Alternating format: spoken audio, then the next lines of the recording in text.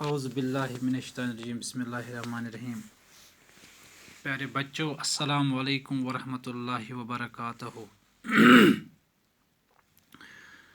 آج کا جو ہمارا موضوع ہے جماعت نویں کے لیے وہ ہے غزل کی ٹیکنیک مختلف زبانوں میں۔ جب ہم غزل کی بات کرتے ہیں تو ہم غزل پڑھنے سے پہلے ہمیں اس کے بیسک جو ٹیکنیکس ہے، بنیادی جو اصول ہے وہ غزل میں کیا ہے، تو پہلے ہم ایک ایک کر کے بات کریں غزل میں کن چیزوں کا ہمیں خیال رکھنا چاہیے، اور جب ہم کوئی غزل لکھیں، ہم غزل لکھتے وقت ہمیں کن چیزوں کا خاص خیال رکھنا چاہیے۔ پہلی بات جو ہے، پہلا ردیف اس میں ہے۔ ردیف جو ہے، اگر ہم ردیف کی بات کرتے ہیں، ردیف عربی لفظ ہے، عربی لفظ سے نکلا ہے، جیسے وہ لفظ جو قافیہ کے بعد بار بار آئے اس کو ہم ردیف کہتے ہیں، لیکن یہاں پہ غزل میں ردیف لفظ کی بات کر رہا ہوں۔ جب ہم ردیف کو ڈیفائن کریں گے، ردیف کو سمجھیں گے، ہم بناوٹ، ہم آواز اور ہم معنی الفاظ کو ردیف کہتے ہیں۔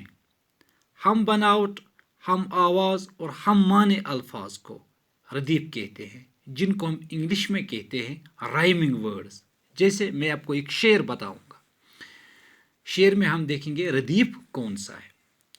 ہستی اپنی حباب کی سی ہے، یہ نمائش سراب کی سی ہے، اس میں کیسی ہے ایک ہی آواز، ہم معنی، ہم بناوٹ الفاظ کیسی ہے، یہ ردیف ہے۔ ٹھیک، دوسرا ہے قافیہ۔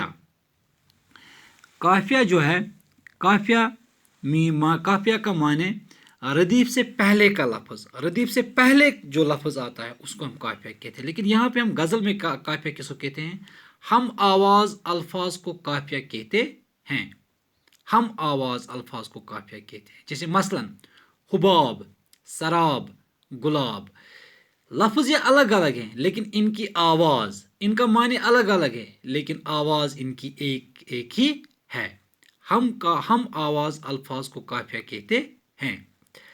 اب اور ایک بات، غزل کے پہلا شعر ہم ردیف اور ہم قافیہ ہوتا ہے۔ غزل کا پہلا شعر جو ہوتا ہے وہ ہوتا ہے ہم ردیف اور ہم قافیہ ہوتا ہے، اس لیے ہم اس کو کہتے ہیں مطلع کہتے ہیں، مطلع کہتے ہیں۔ تیسری بات، حسن مطلع یا زیب مطلع۔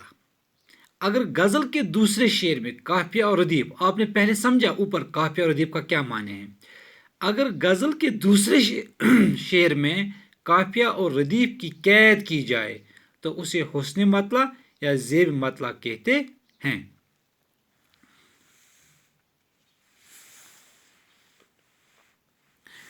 اب مقطع کیا ہوتا ہے؟ مقطع غزل کے آخری شعر میں جس میں شاعر اپنا تخلص بیان کرتا ہے مقطع کہلاتا ہے۔ یہ آپ کو پتہ ہے کہ جو شاعر جب لاسٹ آخر پہ جس شعر میں جب شاعر کوئی غزل لکھتا ہے لیکن آخری شعر میں وہ اپنے تخلص کا بیان کرتا ہے، ٹھیک، تو جس کو ہم کہتے ہیں مقطع۔ اب اور ایک بات، عام طور پر ہم یہ چیزیں بھول جاتے ہیں غزل میں، شاہی بیت شعر ہم کس کو کہتے ہیں؟ غزل کا سب سے بہترین شعر جو ہوتا ہے اس کو ہم شاہی بیت شعر کہتے ہیں، شاہی بیت کہلاتا ہے۔ شاہی بیت، غزل کا سب سے بہترین شعر شاہی بیت کہلاتا ہے۔ اب اور ایک بات، زمین، غزل کی زمین سے ہم کہتے ہیں، یہ زمین کیا ہے؟ جب ہم غزل لکھتے ہیں، غزل لکھتے وقت ہمیں ہم منتخب جو الفاظ کرتے ہیں، لفظوں کا انتخاب کرتے ہیں، اس کو ہم زمین کہتے ہیں۔ جتنے الفاظ ہم غزل میں اچھے استعمال کریں گے، آسان الفاظ استعمال کریں گے، اتنی غزل اچھی بن سکتی ہے، اتنی غزل بہت زیادہ کامیاب بن سکتی ہے۔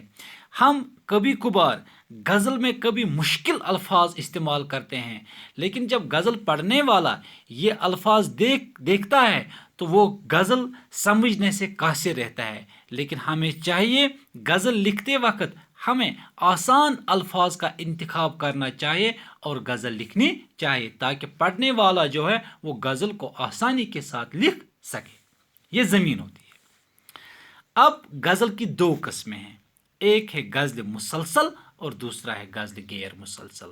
غزل مسلسل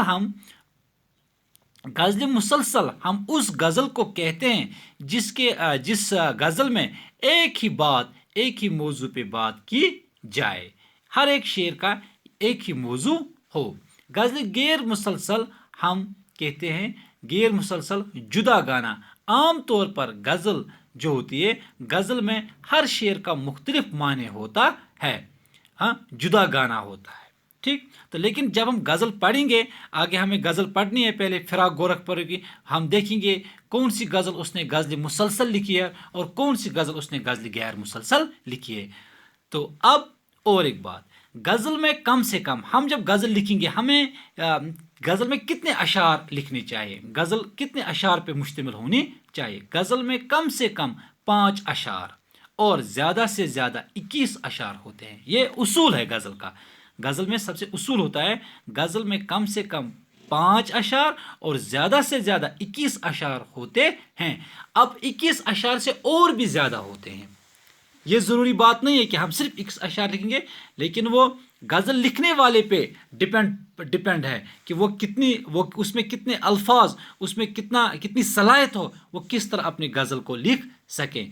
تو باقی یہ میں نے آپ کو سمجھایا یہاں پہ کچھ بنیادی اصول، کچھ بنیادی چیزیں جو غزل میں ہمیں خاص خیال ان چیزوں کا دھیان رکھنا چاہیے۔ تو غزل پڑھتے وقت یا غزل لکھتے وقت کیونکہ ادب میں یہ بہت ضروری بات ہے، تو پیارے بچوں، جب آپ غزل لکھیں گے یا غزل آپ پڑھیں گے، آپ کو ان چیزوں کا خاص خیال رکھنا چاہیے۔ تو مجھے امید ہے کہ آپ نے یہ ٹاپک، یہ غزل کی ٹیکنیک مختلف زبانوں میں اچھے سے سمجھ لیا ہوگا۔ شکریہ۔ اللہ تعالیٰ آپ کو سلامت رکھے، آمین۔